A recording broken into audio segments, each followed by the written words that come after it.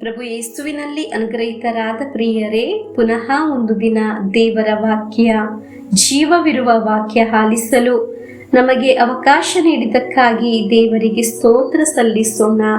ಇಂದು ವಾಕ್ಯ ಆಲಿಸುವ ನಿಮ್ಮೆಲ್ಲರನ್ನು ನೆನೆಸಿ ಪ್ರಾರ್ಥಿಸುತ್ತೇನೆ. ಈ ವಾಕ್ಯದಲ್ಲಿ ದೇವರ ಆತ್ಮವಾಗಿದೆ ನಮ್ಮಲ್ಲಿ ತುಂಬುವುದು, ದೇವರ ಶಕ್ತಿಯಾಗಿದೆ ನಾವೆಲ್ಲರೂ ಅನುಭವಿಸುವುದು. ನಾವು ಹೇಳುವುದಿಲ್ಲವೇ, ನನಗೆ ನಿರೀಕ್ಷೆ ಸಿಕ್ಕಿತು ಎಂದು. ದೇವರ ಆತ್ಮ ನಮ್ಮ ಮೇಲೆ ಇಳಿದು ಬಂದಿದ್ದರಿಂದ ಸಂತೋಷವು, ಬಲವು, ನಿರೀಕ್ಷೆಯು ನಾವು ಅನುಭವಿಸುವುದು ಅದೊಂದು ದೇವರ ಕಾರ್ಯವಾಗಿದೆ. ಮಕ್ಕಳ ಕುರಿತು ಹೇಳುವಾಗ ಅವರನ್ನು ವಾಕ್ಯ ಆಲಿಸಲು ಪ್ರೋತ್ಸಾಹಿಸಬೇಕು, ಪ್ರಾರ್ಥಿಸಲು ಪ್ರೋತ್ಸಾಹಿಸಬೇಕು. ಅವರನ್ನು ಮೇಲಕ್ಕೆ ಎತ್ತುವವರು ನಾವಾಗಿದ್ದೇವೆ. ಇಂದಿನ ಪ್ರಾರ್ಥನೆಯಲ್ಲಿ ದೇವರ ಶಕ್ತವಾದ ಕಾರ್ಯ ನಮ್ಮ ಜೀವನದಲ್ಲಿ ಪ್ರಕಟವಾಗಲಿ. ವಾಕ್ಯ ಆಲಿಸಲು ಇರುವ ತೀರ್ಮಾನ ನಿಮಗೆ ಉಂಟಾಗಲಿ. ಒಳ್ಳೆಯ ತೀರ್ಮಾನ ದೇವರಿಂದ ಆಗಿದೆ, ಉಂಟಾಗುವುದು.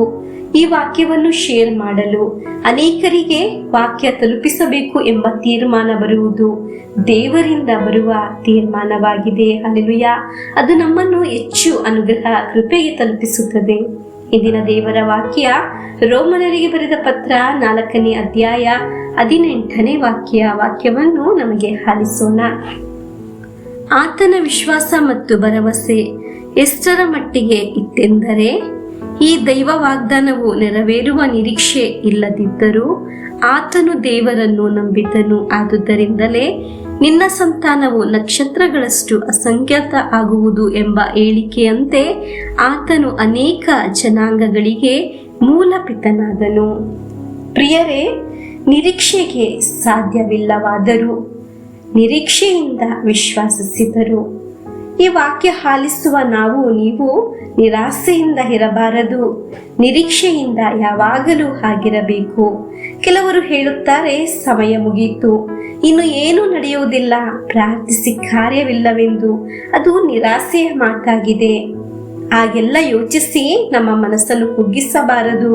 ನಿರೀಕ್ಷೆಯಿಂದ, ಪ್ರಾರ್ಥನೆಯಿಂದ, ವಿಶ್ವಾಸದಿಂದ ನಾವು ದೇವರ ವಾಕ್ಯವನ್ನು ಸ್ವೀಕರಿಸಬೇಕು.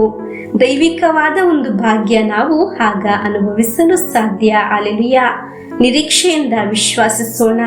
ನನ್ನ ದೇವರು ನನ್ನನ್ನು ಅನುಗ್ರಹಿಸುತ್ತಾರೆ, ನಾನು ದೈವಿಕವಾದ ಒಂದು ವಾಗ್ದಾನವನ್ನು ಪಡೆಯುತ್ತೇನೆ, ನನಗೆ ರಕ್ಷಣೆ ಪಡೆಯಲು ಸಾಧ್ಯ, ನನ್ನ ಜೀವನದಲ್ಲಿ ಒಂದು ಒಳ್ಳೆ ಭಾಗ್ಯ ಬರುತ್ತದೆ. ಇದಾಗಿದೆ ನಿರೀಕ್ಷೆಯಿಂದ ವಿಶ್ವಾಸಿಸುವುದು. ಪ್ರಿಯರೇ, ನಮಗೆ ಅಬ್ರಾಹಮನ ರೀತಿ ವಿಶ್ವಾಸಿಸಿ ಪ್ರಾರ್ಥಿಸೋಣ. ದೇವರಿಂದ ನಾವು ಅನುಗ್ರಹವನ್ನು ಪಡೆಯುತ್ತೇವೆ, ಅಭಿಷೇಕವನ್ನು ಪಡೆಯುತ್ತೇವೆ, ಆಶೀರ್ವಾದವನ್ನು ಪಡೆಯುತ್ತೇವೆ, ಬಿಡುಗಡೆಯನ್ನು ಪಡೆಯುತ್ತೇವೆ. ಇಂದು ಆಲಿಸಿದ ದೇವರ ವಾಕ್ಯದಲ್ಲಿ ಪ್ರಭು ಯೇಸುವಿನ ಆಶೀರ್ವಾದವನ್ನು ನಮಗೆ ಸ್ವೀಕರಿಸೋಣ. ಆಮೇನ್. ನಮ್ಮ ಪ್ರಭು ಯೇಸು ಕ್ರಿಸ್ತರ ವರಪ್ರಸಾದವು, ದೇವರ ಪ್ರೀತಿಯು, ಪವಿತ್ರಾತ್ಮರ ಅನ್ಯೋನ್ಯತೆಯು ನಿಮ್ಮೊಡನ ಇರಲಿ. ರೋಗದಿಂದ, ಅಪಘಾತದಿಂದ, ವಂಚನೆಯಿಂದ, ನಿರಾಶೆಯಿಂದ ಸ್ವರ್ಗದ ದೇವರು ನಿಮ್ಮನ್ನು ಅದ್ಭುತವಾಗಿ ಸಂರಕ್ಷಿಸಲಿ. ದೀರ್ಘಾಯುಸ್ಸು, ಆರೋಗ್ಯ, ಸಮಾಧಾನ, ಸಂತೋಷ ಉಂಟಾಗಲಿ. ಪಿತನ, ಸುತನ, ಪವಿತ್ರಾತ್ಮರ ನಾಮದಲ್ಲಿ ಆಮೇನ್.